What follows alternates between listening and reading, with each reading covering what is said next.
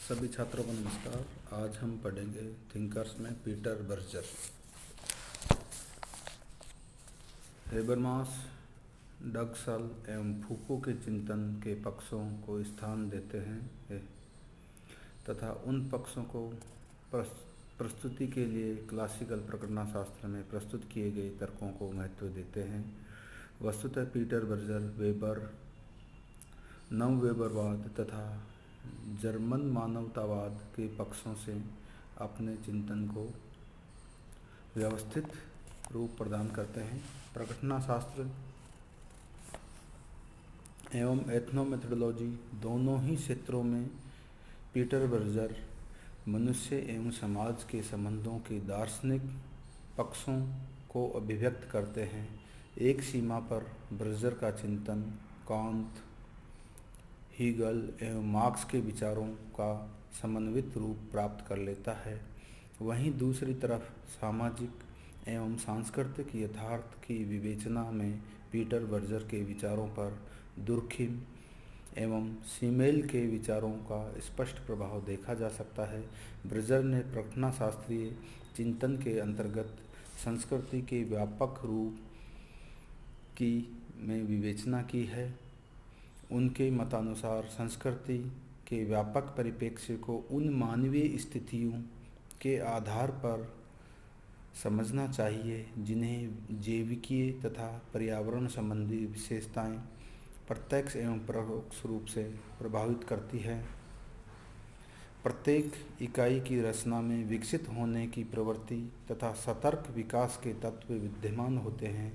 ये दोनों पक्ष निर्भरता एवं अंतर्निर्भरता की उन प्रक्रियाओं को निर्मित करते हैं जिनमें मनुष्य एवं प्राकृतिक परिवेश एक दूसरे के निकट आते जाते हैं। अंततः सामाजिक सांस्कृतिक निर्माण की प्रक्रिया का आधार तैयार कर देते हैं।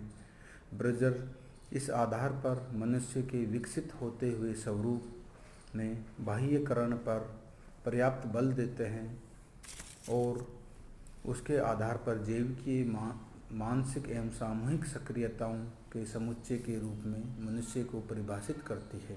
बर्जर का यह तर्क सीमेल के सामाजिकता की अवधारणा के निकट चला जाता है।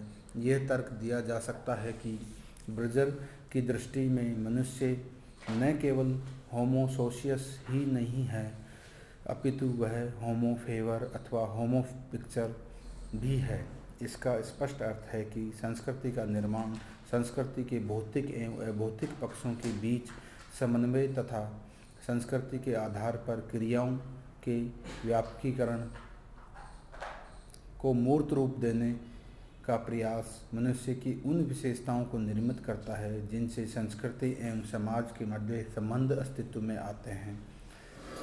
बर्जर का यह तर्क प्रकटनाशास्त्र के क्षेत्र में इसलिए महत्वपूर्ण है क्योंकि कोई भी इकाई जो क्रियाओं एवं प्रघटनाओं को निर्मित करती है के अस्तित्व संबंधी पक्षों को जाने बिना उस क्रिया एवं प्रघटना की आधारभूत समझ को निर्मित नहीं किया जा सकता, अर्थात समूचे परिवेश से उभर रहे अर्थों को समझकर प्रघटना की मूल प्रकृति को समझा जा सकता है।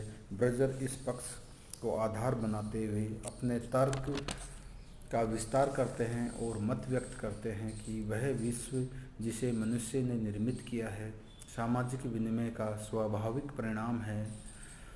बर्जर के इस तर्क की तुलना सामाजिक तथ्यों के दुर्खिम के उस विवेचन से की जा सकती है जिसके अंतर्गत सामाजिक तथ्यों की सुई जेनियस की संज्ञा दी जा गई है।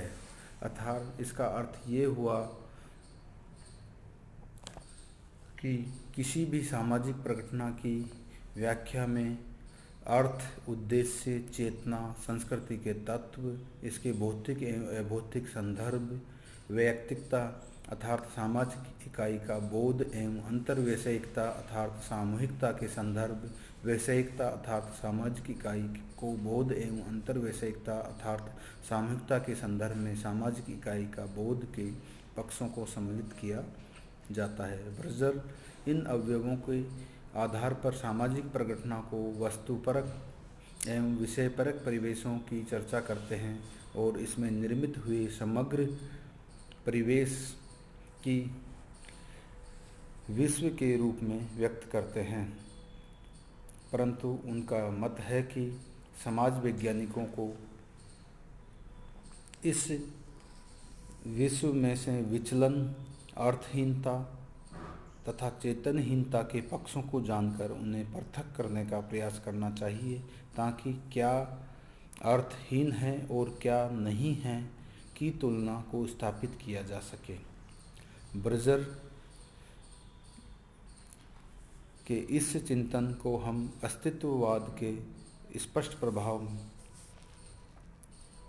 को देख सकते हैं। ब्रजर यह तर्क देते हैं कि मनुष्य संज्ञानात्मकता के स्तर पर ही बाध्य कर दिया जाता है कि वह यथार्थ के इर्द गिर्द कुछ अर्थयुक्त संदर्भों को निर्मित करे, और इन संदर्भों का निर्माण उन प्रतीकों से होता है जो सामूहिक क्रियाओं के अंतर्गत स्वीकृत अर्थ ग्रहण करते चले जाते हैं। हम इसे आधार पर क्या विचलित है और क्या सामान्य है के पक्षों की विवेचना करनी चाहिए। इसका अर्थ यह भी है कि सामाजिक यथार्थ के निर्माण में सामाजिक, सांस्कृतिक एवं समाज मनोवैज्ञानिक दोनों ही पक्ष महत्वपूर्ण हो जाते हैं। यह मत कहा जहाँ तक एक तरफ प्रत्यक्षवाद के महत्व को स्थापित करते हैं, वहीं दूसरी तरफ मानवतावादी परंपराओं को सामाजिक बोध का अंग बनाते हैं। ब्रजर इस प्रत्यक्षवादी विश्व तथा मानवतावादी विश्व के अंतर्विरोधों को महत्व प्रदान करते हैं, क्योंकि दर्शन एवं समाज विज्ञानों में यही अंतर्विरोध एपिस्टेमोलॉजी एवं ऑन्टोलॉजी के एक पक्षीय यथार्थ तथा बहुपक्षीय यथार्थ को समझ एवं पद्धति शास्त्रीय एवं विचारधाराई आधार निर्मित करता है। ब्रजर इस तथ्य की प्रस्तुति करने का प्रयास करते हैं कि सभी प्रकार की चेतनाएं दिन प्रतिदिन के विचारों एवं क्रियाओं का परिणाम हैं, इसलिए किसी भी प्रघटना की व्याख्या यांत्रिक कार्य कारणता के आधार पर नहीं की जा सकती। ऐसी सामाजिक इकाइयाँ जो इन क्रियाओं एवं विचारों को व्यवस्थित क्रम दे सकती है के तर्क एवं पक्षों को जानकर सामाजिक यथार्थ को समझा जा सकता है। इस कारण ब्रजर सामाजिक यथार्थ की समझ हेतु बायोग्राफिकल उपागम के प्रयोग पर बल देते हैं।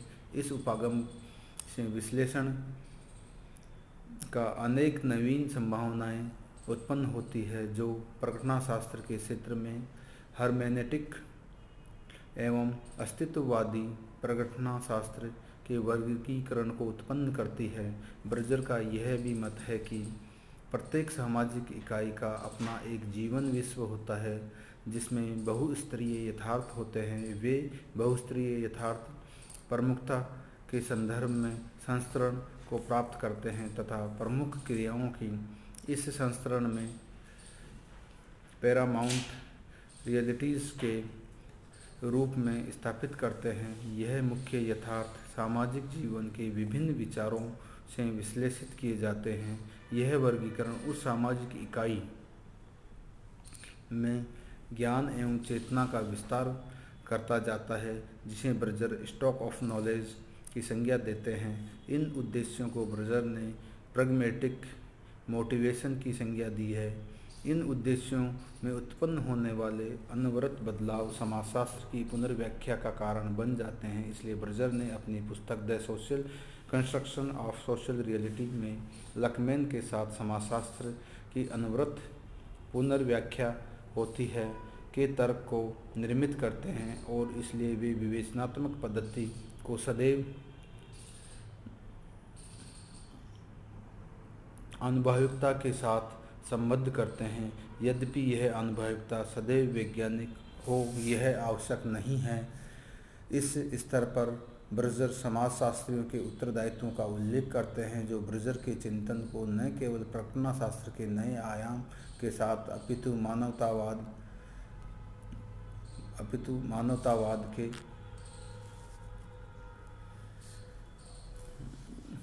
प्रज्ञा शास्त्र के अपितु मानवतावाद के पक्षों के साथ भी संबंध कर देते हैं। आज के लिए इतना, थैंक यू।